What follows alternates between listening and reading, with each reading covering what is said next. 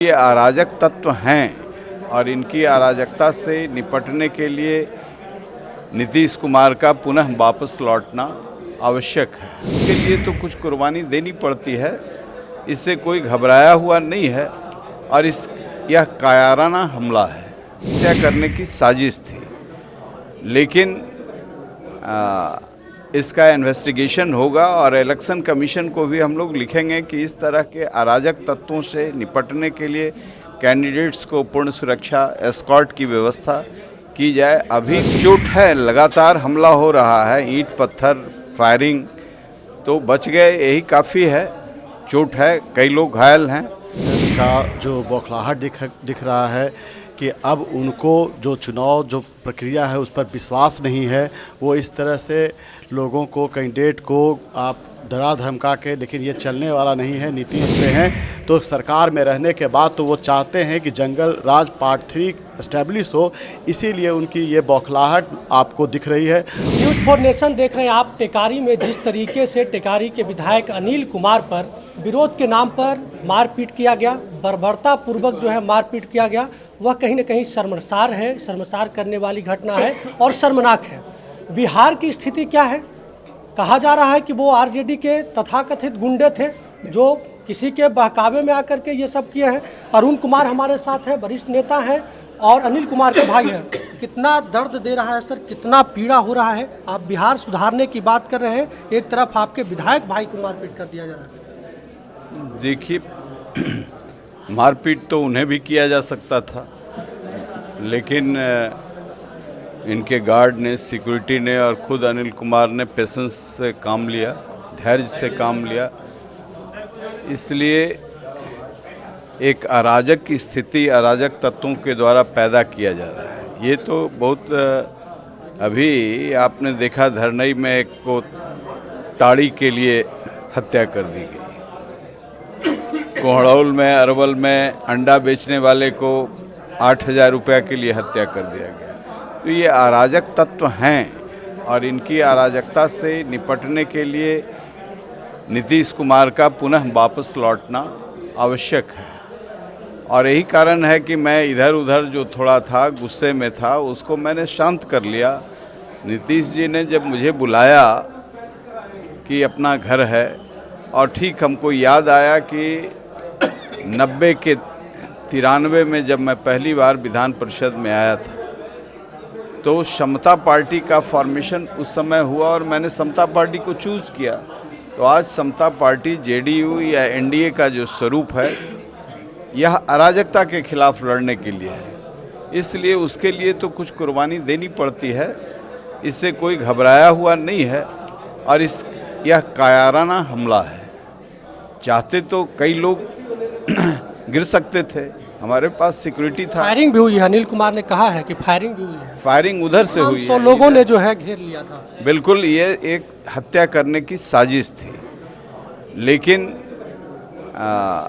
इसका इन्वेस्टिगेशन होगा और इलेक्शन कमीशन को भी हम लोग लिखेंगे कि इस तरह के अराजक तत्वों से निपटने के लिए कैंडिडेट्स को पूर्ण सुरक्षा एस्कॉर्ट की व्यवस्था की जाए। अभी फायरिंग उधर से हुई है, 100 लोगों ने जो है घेर लिया था। बिल्कुल, ये एक हत्या करने की साजिश थी। लेकिन इसका इन्वेस्टिगेशन होगा और इलेक्शन कमीशन को भी हम लोग लिखेंगे कि इस तरह के अराजक तत्वों से निपटने के लिए कैंडिडेट्स को पूर्ण सुरक्षा एस्कॉर्ट की व्यवस्था की जाए। अभी भी इस राज्य में फेयर चुनाव, ये जो माथा पर संविधान लेकर के घूम रहे थे, ये संविधान के किलर हैं। इसलिए इलेक्शन कमीशन को यहाँ फेयर चुनाव कराने के लिए ऐसे अराजक तत्वों से बचाना चाहिए और चुनाव के नाम पर ये जो अराजकता पैदा कर रहे हैं इन लोगों को, अब किसी को भी वोट मांगने का तो राइट है, कहीं भी जा कर के मांग सकते हैं। इसलिए ये सीधा इंटरफेरेंस है फेयर पोलिंग और फेयर इलेक्शन। ये मारपीट करने वाले लोग कौन थे सर, क्या जानकारी मिली है आपको? अब देखिए, मैं जान करके भी नहीं कह सकता हूँ। क्या वजह है, ये मजबूरी क्या है? आप तो कोई बोलने के लिए मुखर जाने जाते हैं सर। ठीक है, अभी चुनाव का वक्त है, मैं नहीं बोलूँगा। मेरा काम यही है कि 2/3 बहुमत से ये सरकार एनडीए की बने, नीतीश कुमार बिहार के मुख्यमंत्री बने, ताकि ऐसे अराजक तत्वों को जो अंतिम छटपटाहट में हैं इनको सबक सिखलाया जाए। कितना जो है ये दर्द हुआ है, कहाँ कहाँ चोट है सर, क्या जानकारी मिल रही है? चोट है, लगातार हमला हो रहा है, ईंट पत्थर फायरिंग, तो बच गए यही काफ़ी है। चोट है, कई लोग घायल हैं और इलाज में हैं। आप लंबे समय से चुनाव लड़ते रहे हैं, लड़ाते रहे हैं, क्या इस तरह का विरोध होता है या फिर षड्यंत्र है? बहुत लोग कह रहे हैं कि ये आरजेडी का जो है गुंडे लोग ये सब कर रहे हैं। ये षड्यंत्र है, ये षड्यंत्र है, बिल्कुल प्योर षड्यंत्र है। क्या करेंगे? एफआईआर होगी, जांच होगी, क्या करेंगे आप लोग आगे? पहला दायित्व तो जिला प्रशासन का बनता है। हम कैंडिडेट हैं तो जिला प्रशासन का है कि हमको सिक्योरिटी इस तरह का प्रोवाइड किया जाए कि वो कोई एक्शन ले। और जो अभी तक लोग इसमें इन्वॉल्व है, ये तो पूरे वायरल हो गया है वीडियो, तो उसमें आदमी साफ नज़र आता है, उसके द्वारा इंटरसेप्ट करके एक एक लोगों पर कार्रवाई। अधिकारियों से बात हुई सर, एफआईआर हुआ है, कुछ लोग गिरफ्तार किए गए हैं, क्या है अपडेट अभी तक? लेट द टाइम कम।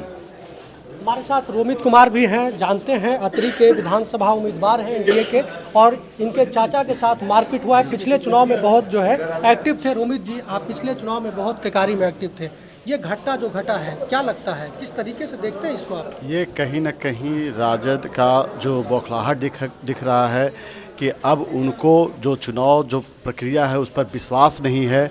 वो इस तरह से लोगों को, कैंडिडेट को आप डरा धमका के, लेकिन ये चलने वाला नहीं है। नीतीश जी की सरकार है, यहाँ आपको जो जनता है जवाब वोट के माध्यम से देगी, और इस बार बुरी तरह से आरजेडी की सरकार ख़त्म होने वाली है। उनकी जो पूरी जो टीम है वो पूरी तरह से ध्वस्त हो गया। और नीतीश कुमार जी का जो नारा है कि 2025 में 225 पार, उस नारे के साथ पूरी जनता चली। यही कारण है कि उनकी बौखलाहट अब इस रूप में दिखने लगी है, और कहीं ना कहीं ये गुंडागर्दी है। तो आप सोचिए, जब सरकार में आने के पहले वो इस तरह का कृत कर सकते हैं, तो सरकार में रहने के बाद तो वो चाहते हैं कि जंगल राज पार्ट 3 एस्टेब्लिश हो।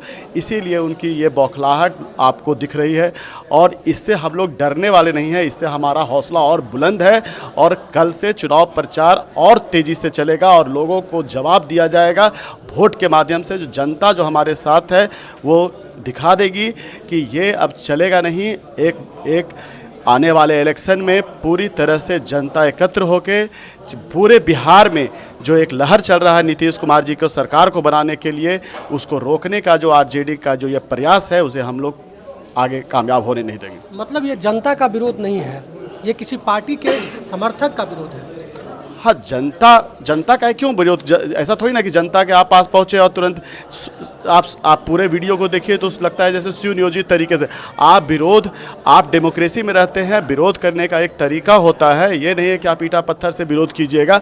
आपको विरोध करना है, आप बोल के विरोध कर सकते हैं, लेकिन आपने तो कैंडिडेट को उतरने भी नहीं दिया, आप तो सीधा ईंटा पत्थर। इसका मतलब है कहीं ना कहीं आप सुनियोजित तरीके से ये काम कर रहे हैं, और कहीं ना कहीं वोटर्स को डराना चाहते हैं।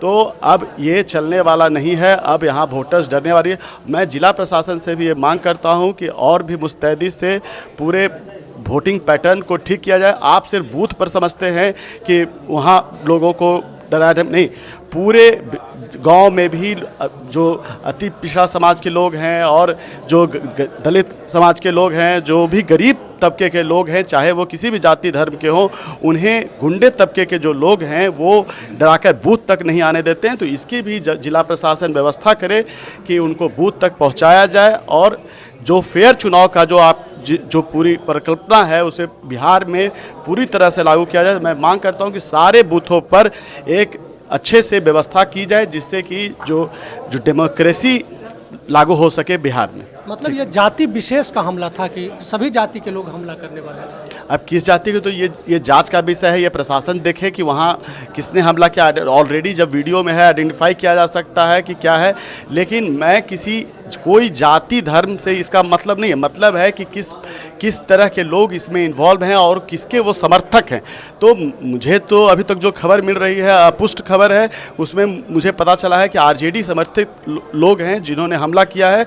तो वो किस जाति जाति के हैं, ये तो पता करने की चीज़ है, इन्वेस्टिगेशन पुलिस पता करेगी, मुझे ये सब में नहीं पढ़ना है। आपको जानकारी मिली है कितने लोगों को अब तक गिरफ्तार की गई है, पुलिस कोई कार्रवाई की है या नहीं की है? अभी तक जो मैं फेसबुक के माध्यम से और जो आप लोग के मीडिया के माध्यम से मैंने सुना है कि 10 लोगों को अरेस्ट किया गया है, लेकिन ऑलरेडी जब सारा वीडियो बना हुआ है, जब आप देखिएगा वीडियो में तो साफ दिखेगा कि ये सुनियोजित तरीके से पूरे चुनाव प्रक्रिया को बाधित करने का उनका जो ये प्रयास है, इसे जिला प्रशासन को सीरियसली लेना होगा और मुस्तैदी से इस पर कार्रवाई करनी होगी। धन्यवाद। मुस्तैदी से कार्रवाई करना होगा, क्योंकि जिस तरीके से घटना घटी है वो कहीं ना कहीं चिंताजनक है। और यह जो वीडियो आप देखेंगे तो आपकी रोंगटे खड़े हो जाएंगे। विरोध इस तरीके से कहीं नहीं होता है, पूरे बिहार में कहीं नहीं हो रहा है। एंटी इनकम्बेंसी है, लेकिन विरोध का ये मतलब नहीं है कि आप ईंटा से मारे, पत्थर से मारे। जिस तरीके से, जिस बर्बरता पूर्वक आज अनिल कुमार के साथ मारपीट किया गया है, वो कहीं ना कहीं चिंताजनक है। और अरुण कुमार ने सीधा कहा है, रोमित कुमार ने सीधा कहा है कि हम प्रशासन से मांग करते हैं, उम्मीद है प्रशासन बेहतर करेगी, कार्रवाई होगी। क्या कार्रवाई होती है देखना होगा, लेकिन चिंता की बात जरूर है। टेकारी में देखना होगा प्रशासन को। सूरज की पहली किरण के साथ जाग उठा बिहार, हर मत बने नई उम्मीद, हर कदम जिम्मेदारी। न्यूज़ फॉर नेशन की अपील, 6 और 11 नवंबर को घर से निकलें, वोट करें और अपने भाग्य विधाता खुद बनें।